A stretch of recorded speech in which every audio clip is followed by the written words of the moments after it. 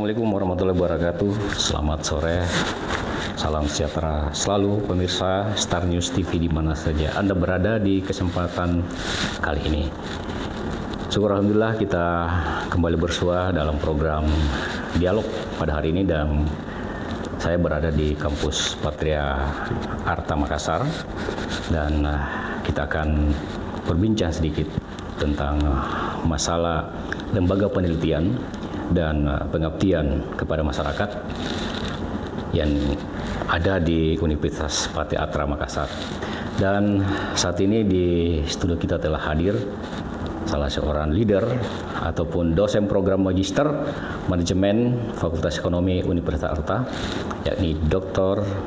Nurmiati SPD MM MSc. Beliau adalah merupakan Direktur LP2M. Assalamualaikum Bu. Waalaikumsalam. Sehat Bu ya? Sehat. Ya. Menyempatkan waktunya sedikit Bu ya. Kita berbincang sedikit terkait masalah lembaga penelitian dan pengembangan kepada masyarakat. Bisa dijelaskan tentang program LP2M ini Bu? Baik, Ya. Jadi LP2M itu merupakan salah satu unit kerja yang wajib ada di setiap sebuah perguruan tinggi. Karena kita tahu bahwa tugas pokok dan fungsi dari sebuah perguruan tinggi itu ada 3, melaksanakan yang namanya tridharma perguruan tinggi. Yang pertama yaitu pendidikan dan pengajaran, kemudian yang kedua penelitian, dan yang ketiga adalah pengabdian kepada masyarakat. Nah, kebetulan di LP2M itu mengcover 2, yaitu penelitian dan pengabdian kepada masyarakat. Seperti itu, Pak. Iya. Kemudian di dalam hal ini apa esensi tugas pokoknya kira-kira? Apakah yang berkaitan dengan masyarakat umum atau khusus untuk mahasiswa? Jadi LP2M itu mempunyai tugas pokok tentunya tidak hanya ke mahasiswa, karena kita tahu bahwa produk penelitian itu akan digunakan oleh masyarakat umum, apakah itu berupa dunia industri ataupun masyarakat secara luas, karena memang kita dituntut untuk menghasilkan karya yang betul-betul dapat dimanfaatkan oleh masyarakat secara umum maupun dunia industri. Kalau PDM sendiri isu-isu apa saja yang berkembang atau setiap informasi-informasi yang berkembang di masyarakat itu menjadi topik? Iya, baik. Jadi kita senantiasa melihat isu yang saat ini berkembang, yang terupdate Pak ya, karena kita melakukan penelitian itu sesuai dengan apa yang berkembang saat ini masyarakat. Seperti saat ini kami sedang melakukan penelitian terkait dengan evaluasi mekanisme pengadaan barang dan jasa. Apa yang melatar belakangi penelitian ini? Mengingat bahwa berdasarkan data yang kami peroleh dari berbagai sumber bahwa terdapat 49% itu tingkat korupsi terjadi pengadaan barang jasa. Salah satu kasus kemarin yang besar ya, yaitu Di mana itu Bu? Infocom kan? Pokok ya, oke. Nasional ya, Kementerian Pokok. Oke. Jadi itu kan salah satu kasus yang terjadi secara nasional Pak ya.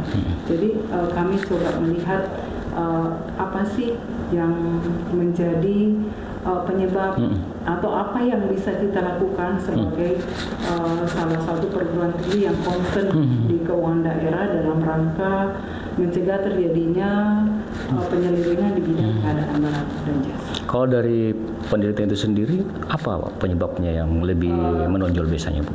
Karena kami sementara ini masih melakukan penelitian, proses ya? masih on proses. Jadi ada beberapa hal yang sebenarnya bisa menjadi pemicu. Salah satunya adalah biaya politik kita yang tinggi. Sehingga kita tidak bisa menafikan bahwa ada unsur ada unsur di mana maksudnya ada orang kedekatan begitu antara hubungan emosionalnya ya.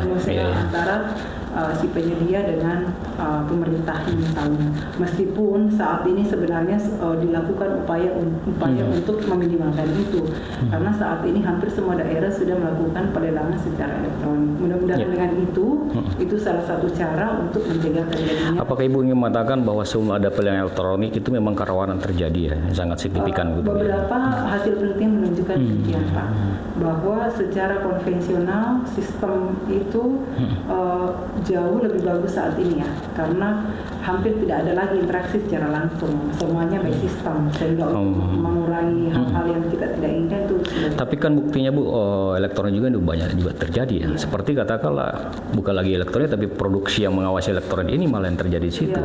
Contoh tadi Bu, itu apa penyebabnya? Masih kelemahannya di mana kira-kira? Kalau kita melihat ya mungkin itu sudah dari sumber daya manusianya. Karakter ya.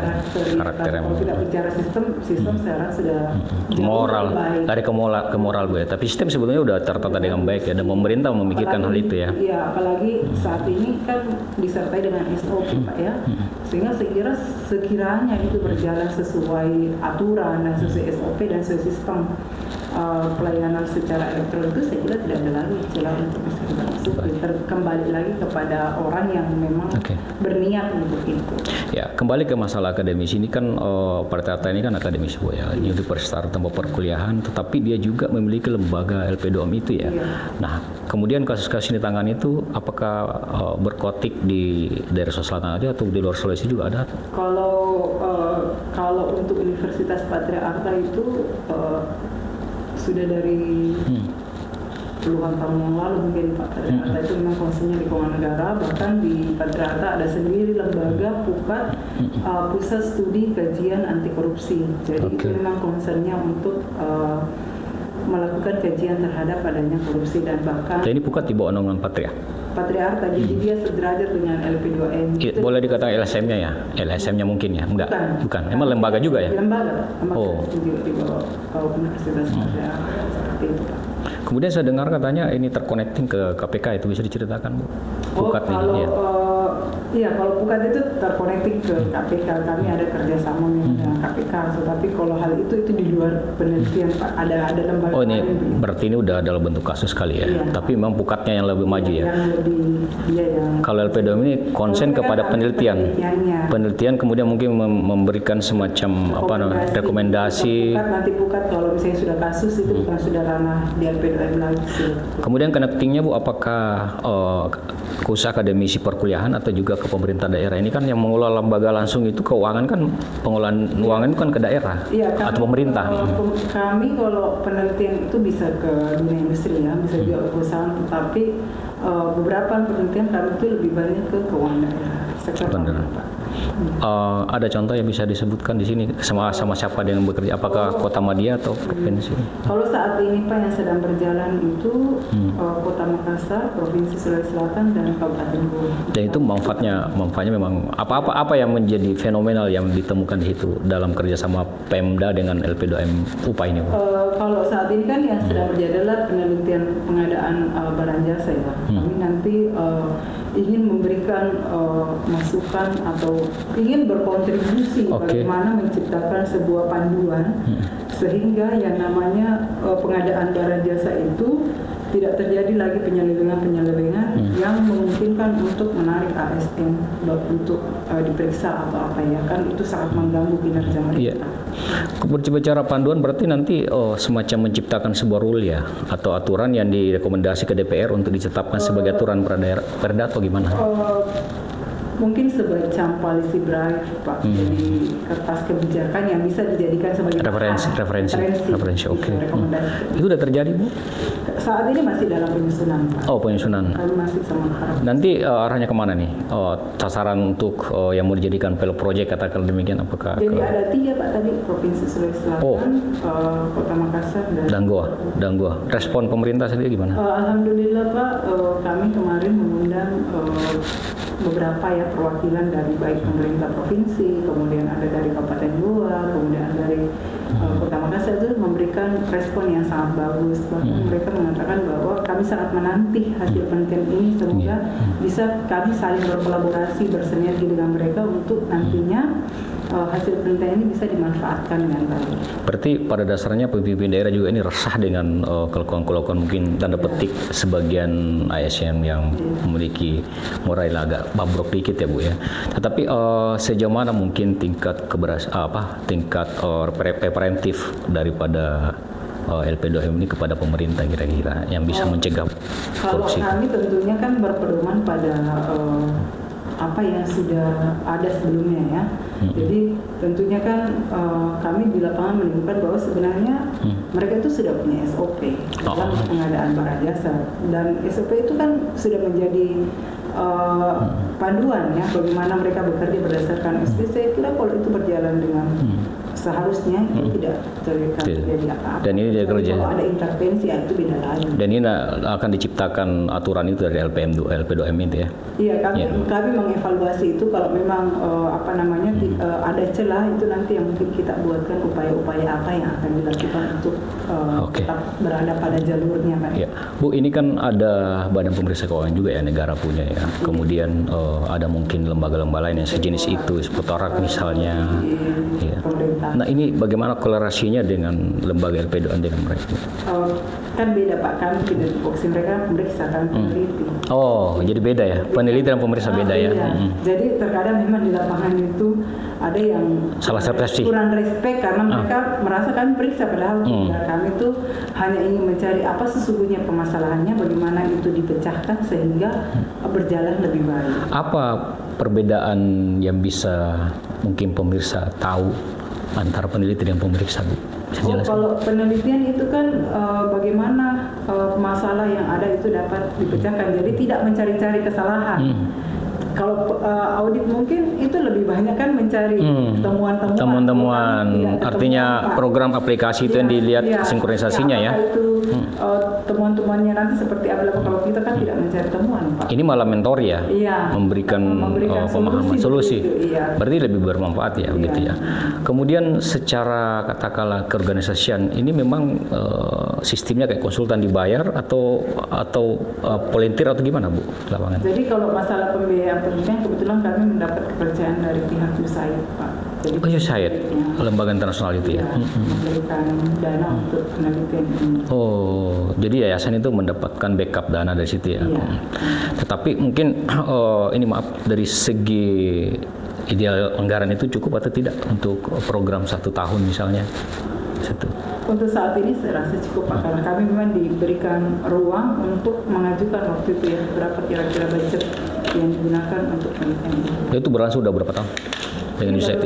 Baru tahun ini? Untuk USAID ini baru tahun ini. Sebelumnya? Sebelumnya itu independen dengan pemerintah Provinsi Kalimantan Utara. Juga melakukan beberapa penelitian. Kalau dengan Kaltara berapa tahun berlangsung penelitian itu? Sejak tahun 2021 kalau dengan 2021 berarti kurang lebih 3 tahunan ya. 3 tahunan. Kemudian ada mungkin catatan-catatan yang bisa disampaikan terkait masalah pemeriksaan di Kaltara, bukan pemeriksaan, penelitian di Kaltara itu seperti apa dinamikanya di sana? Kalau itu mungkin kami mendapat apresiasi tentunya ya, untuk ditunjuk sebagai salah satu anggota tim peneliti dari pihak pemerintah Provinsi Kaltara ya. Kontribusi apa yang telah diberikan ke mereka sejauh ini selama kurang lebih 3 tahunan kerjasama? Jadi tiap tahun itu dengan tema yang berbeda tentunya. Jadi kami masuk sebagai salah satu anggota tim peneliti bersama tentunya bersama yang lainnya ya dari beberapa universitas lain. Dinamikanya sama dengan daerah lain nggak? Polanya penelitiannya? Peneliti itu hampir sama semua Pak. Kami juga tahun 2019 dengan pemerintah Kota Makassar itu hampir sama karena kan penelitian itu hampir sama tahapan-tahapannya ya. Jadi dimanapun penelitian itu kurang lebih terlaksana pasti polanya hampir sama ya. Mungkin secara improvisasi teknis yang berbeda Bu ya. Iya. Tapi melibatkan selain dari LP2M siapa lagi libatkan biasanya? Berkolaborasi dengan siapa? Berkolaborasi dengan ada beberapa perguruan tinggi juga dari sana. Kemudian tentunya dengan pemerintah. Jadi semacam pilot project gitu Bu. Iya. Oke. Ini kan berbicara di sini kan akademisi ini kan Universitas Arta, kemudian lembaga LP2M juga berada di kampus yang sama. Ini apa hubungannya? Apakah ada juga kontribusi pembelajaran sama mereka atau gimana Bu? Jadi saat ini Pak untuk kurikulum saat ini yang dikembangkan bahwa kita itu sebagai dosen harus mengajar berdasarkan bagaimana mengkolaborasikan mata kuliah kita dengan hasil penelitian kita, kemudian hasil pengabdian kita. Jadi Tridharma itu dikolaborasikan dalam bentuk mata kuliah, sehingga dosen itu tidak miskin referensi gitu. Jadi karena dia misalnya mata kuliah A, jadi penelitiannya juga A, kemudian pengabdiannya juga A, sehingga itu nanti bisa memperkaya ketika dia sudah mengajarkan di kelas, karena memang betul-betul dosen nyata melakukan itu seperti itu, selain secara teori, secara praktek, kemudian umpan balik juga dari masyarakat. Kalau berbicara apa namanya, kita mau jujur-jujuran dan kemudian dari nurani kita Bu ya. Kalau LPDM sendiri ini apakah salah satunya lembaga yang di sini yang diakui, bukan diakui, yang terkedepan misalnya menonjol atau bagaimana Bu di UPA ini? Karena visi Universitas Patria Arta adalah menjadi universitas modern, tentunya salah satu cara untuk menjadi modern adalah bagaimana mengupgrade keilmuan. Ciri khasnya, keilmuan itu ciri khasnya ya, unggulannya dari penelitian-penelitian. Apakah ilmu itu stagnan atau tidak, itu kan berasal dari itu terkait masalah pengelolaan keuangan ya. Iya. Dan itu bisa ke publik, bisa ke pemerintah, bisa ke industri, bisa kemana-mana gitu ya. Iya. Dan saat ini yang banyak memakai apa Bu? Publik, Pak. Publik ya. Publik itu bisa spesifik seperti apa? Pemerintah. Oh, pemerintah. Publik. Oke. Kemudian sejauh ini fakultas ini diajarkan nggak mata yang berkaitan dengan penelitian? Apa nama bidang studinya? Kuliah keuangan sektor publik. Itu banyak peminatnya? Iya. Lumayan ya. Iya. Bahkan Pak Rektor itu sebenarnya menginginkan setiap alumni Universitas Patria Arta mampu membaca laporan keuangan. Berarti mungkin dari basicnya dulu, nanti baru pembagian ya. Iya. Jadi kita juga ada kan uji kompetensi di akhir Pak, analisa laporan keuangan, termasuk akuntansi. Sudah ada tamatan kita, lulusan kita yang terpakai di instansi lembaga? Sudah banyak ya. Bagaimana laporan dari luar sana? Kalau dari kami kan selalu ada yang tentang kualitas studi ya. Meskipun itu bukan bagian saya Pak, itu bagian kemahasiswaan. Ya, tapi itu bagaimana kabarnya? Pastinya kalau saya biasa melihat laporannya, alhamdulillah lebih kita bagus ya. Meskipun mungkin ada juga kekurangan tentunya Pak, tapi itu menjadi masukan bagi kami untuk adik-adiknya bagaimana kami melakukan perbaikan-perbaikan di hal-hal yang masih menjadi. Saya penasaran dengan teknis Bu, teknis pemeriksaan itu sampai memutuskan bahwa lembaga ini terindikasi atau memang normal. Itu mulai dari mana Bu dulu itu menelusuri? Katakanlah pemerintah yang kita. Kami tidak pemeriksaan Pak. Sekali lagi LP2M tidak ke situ. Oke, kalau memang itu yang memang terjadi, kalau misalnya teknisnya seperti apa Bu? Pengumpulan data dulu kah? Kalau penelitian, polanya kami kan pertama melihat masalah apa yang lagi update. Kemudian setelah itu disusun tentunya proposal penelitian. Kemudian setelah itu kami mengumpulkan data. Kemudian setelah itu kami menganalisis data. Kemudian setelah itu kami membuat laporan. Setelah itu kami sampaikan laporan itu dalam bentuk seminar akhir. Dan itu nanti menjadi sebuah dokumen. Nanti kemana kan dokumen itu, sebagai pegangan aja atau nanti menjadi referensi? Itu bisa menjadi, kita serahkan kepada objek penelitian, kita serahkan kepada pihak pemberi dana, dan kita bisa juga dalam bentuk publikasi baik itu di media massa maupun di jurnal. Bu, kalau nanti ini kan mau mengumpulkan bahan semacam untuk menjadi referensi aturan ya, apakah berdasarkan temuan-temuan atau memang akademiknya yang masuk itu untuk menciptakan aturan nanti itu? Kalau kan aturan itu bisa dibuat dari kajian akademik ya. Berdasarkan kajian. Untuk merancang sebuah peraturan daerah itu biasanya dilakukan lebih awal dengan kajian akademis. Dari kajian akademis itu dibuatlah rancangan peraturan seperti itu, langkah-langkah. Ya, jadi pemirsa, memang ini sangat bermanfaat sekali ya apabila ini menjadi sebuah produk ya, karena memang melalui tahapan-tahapan kajian dan juga penelitian yang khusus ya. Cuma ingin kita tahu apakah sejauh ini ada lembaga pemerintah yang menjadikan dasar penelitian itu untuk kemudian diolah menjadi sebuah produk hukum di 3 daerah tadi itu, apakah provinsi, karena Goa dan selesai ini Pak. Baru. Mudah-mudahan nantinya itu harapan kami, semoga itu dijadikan sebagai bahan untuk menyusun kebijakan selanjutnya. Kalau tanggapan pemerintah daerah yang 3 kita sebutkan tadi itu bagaimana responnya Bu? Semuanya bagus. Bagus ya, dia mendukung gitu ya, karena memang mau menghilangkan korupsi itu. Iya. Oke, pemirsa, enak sekali kita berbincang siang hari ini karena gini menambah wawasan kita tentang masalah pengelolaan keuangan ya. Dan kemudian di Partai Arta ini adalah merupakan salah satu unggulannya adalah karena memiliki lembaga penelitian tadi itu Bu ya kepada publik. Nah, mungkin sejauh ini juga kita ingin kalau berbanding-banding ya karena kita mau tanya sekaligus dosen ibu kita mau tanya sedikit apakah pola seperti ini juga terjadi di beberapa instansi perguruan tinggi ya Bu? Iya, hampir semua perguruan tinggi tentunya Pak. Tadi saya bilang dari awal bahwa melaksanakan tridharma perguruan tinggi. Tridharma itu semua. Tapi bentuk prosesnya berbeda mungkin ya? Iya, tinggal nanti concernnya berbeda. Unggulannya berbeda. Dia mau kemana kan tergantung visi dari misi. Berarti di sini umum saja Bu di sini.